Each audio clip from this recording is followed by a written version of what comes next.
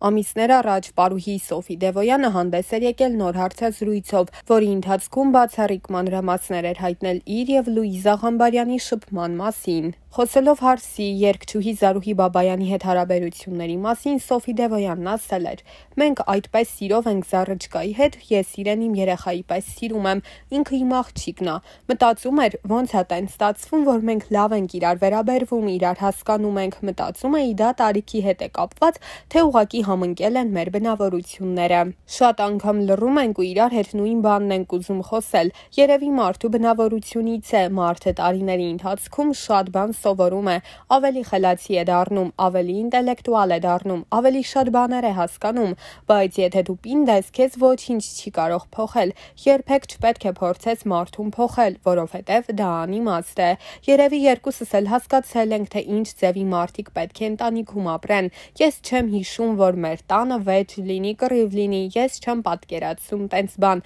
Մենք կարող ենք խոսել, վիճել, արվեստի մասին տարբեր հարցեր քննարկել»։ Լուիզա Ղամբարյանի հետ հարաբերությունների մասին պատմելով էլ պարուհին նշել էր. «Ես եմ Լուիզային առաջարկել, ասել եմ ամուսնացեք, երեխա կունենաք, սիրում եք իրար, մենք լավ ընկերություն ենք անում ընտանիքներով, ցավոք Գյորգի Կիմիչը տենց շուտ գնաց կյանքից, բայց Լուիզան, Գաբին մինչև հիմա իրար տուն ենք գնում, շատ ջերմ հարաբերություններ են, եթե որևէ հարց լինի, տղա ասում ենք, ամբողջ ընտանիքով իր կողքին ենք»։ Հավելենք, որ դեռ տարիներ առաջ տված հարցազրույցներից մեկում Լուիզա Ղամբարյանը ևս խոսել էր մի շարք թեմաների մասին։ «Ինձ համար անցյալից կառչողը խնդիրներ ունեցող մարդն է, մանկության տարիների մասին ինձ հիշեցնում են լրագրողներն ու աղջիկս, ես ապրում եմ ներկայով և մտածում ապագայի մասին, այնուամենայնիվ մանկությունից լավ հիշողություններ ունեմ, շատ ուրախ, զվարթ օրեր էին, որոնք կապված էին արվեստի, պոեզիայի, երաժշտության հետ, իմ հայրը դերասան չդարձավ, բայց իր հոգու խորքում միշտ եղել է արտիստ,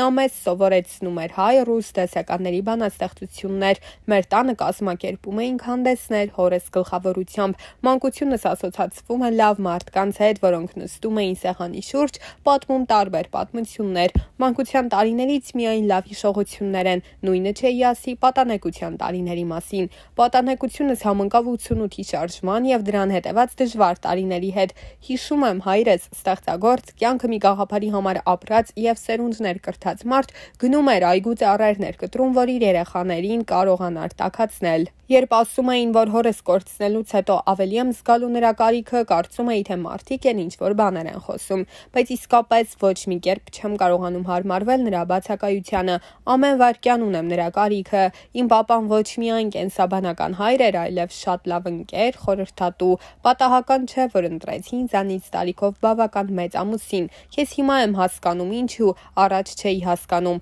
հայրս ինձ համար իսկապես իդեալ է եղել, ինչ վերաբերում է խորհրդին միշտ ասում էր, որ ես միայն մեկ թերություն ունեմ,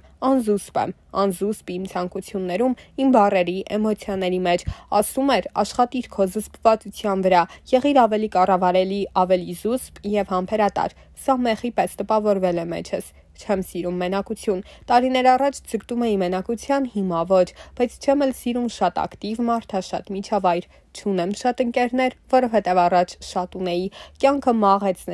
նրանք գուցե շատ լավ մարդ են, գուցե ես եմ սխալվել, որ ընկերությունը չշարունակվեց, կյանքի դասեր հանգեցրին նրան, որ ես հիմա ունեմ քիչ, բայց իսկական ընկերներ։ Ժամանակի ազդեցությունը շատ մեծ է թե կնոջ, թե տղամարդու ինքնադրսևորման վրա, բայց մեծ հաշվով կարծում եմ, որ մարդը ինքն է որոշում իր ճակատագիրը, նաև թե ինչպես պետք է հասնի ձգտումներին։ Մի լավ խոսք կա, ուզում ես լինել երջանիկ, եղիր, թե ինչպես ես հասնում դրան քո գործն է և քո որոշումը։ Մեկի համար դա ցանկացած պատ և բարոյական նորմ քանդելը և ամեն գնով ուզածին հասնելն է, բայց մարդ էլ կա, որի համար հստակ սահմանափակումներ են դրված։ Ասենք նա երբեք չի կարող ուրիշի երջանկության հաշվին կառուցել իր երջանկությունը։ Ես դրական եմ ընկալում տղամարդկանց և առաջին հերթին նրանց մեջ դրական հատկանիշներ եմ փնտրում։ Տղամարդկանց ավելի ընդունում եմ, քան հակառակը։ Կան կանայք, ովքեր տղամարդկանց մեջ տեսնում են հակառակորդի, որսորդի, շան։ Կարծում եմ այդպիսի կանանց կյանքում ինչ-որ բան սխալ է ընթացել։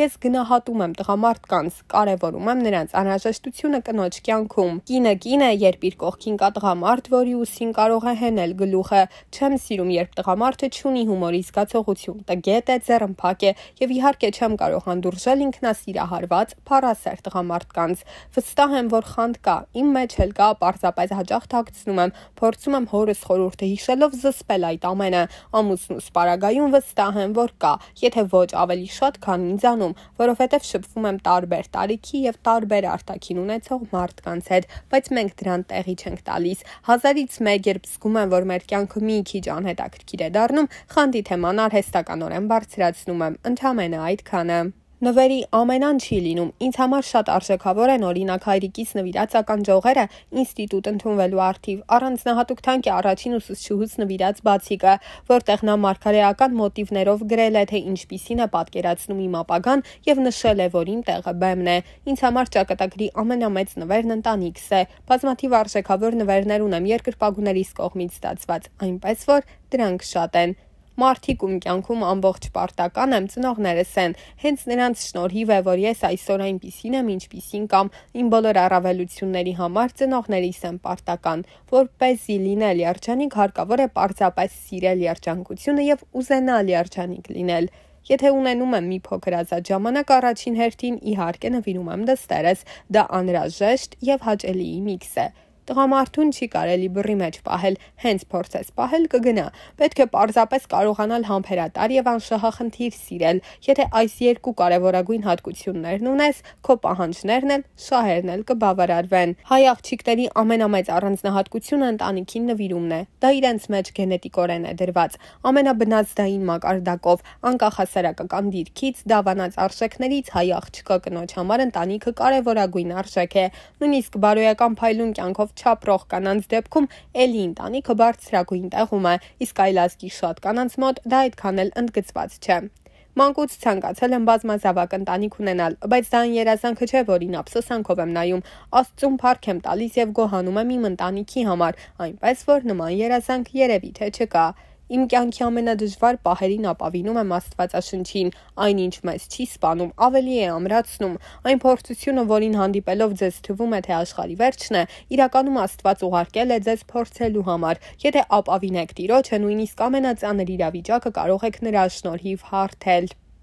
Ես կոնֆլիկտներին հակված մարդ չեմ, զուտ անցկացրած ժամանակի համար եմ զղջում, թեև պարապուրտի հազվադեպ եմ մատնվել, մտածում եմ, որ կարելի էր կյանքն ավելի գեղեցիկ ապրել, ավելի գունավոր, կարելի էր կյանքից ավելի շատ բան վերցնել եւ ավելի շատ բարիք գործել, խաղաղություն տարածել։ Եթե պարտադիր պետք է ընտրեմ հակառակորդ թե թշնամի, ապա հակառակորդը։ Թշնամին ցանկացած դեպքում տանում է չարության, իսկ հակառակորդն արթնացնում է մրցակցելու, առաջ գնալու մղում, խթան, նշել էր դերասանուհին։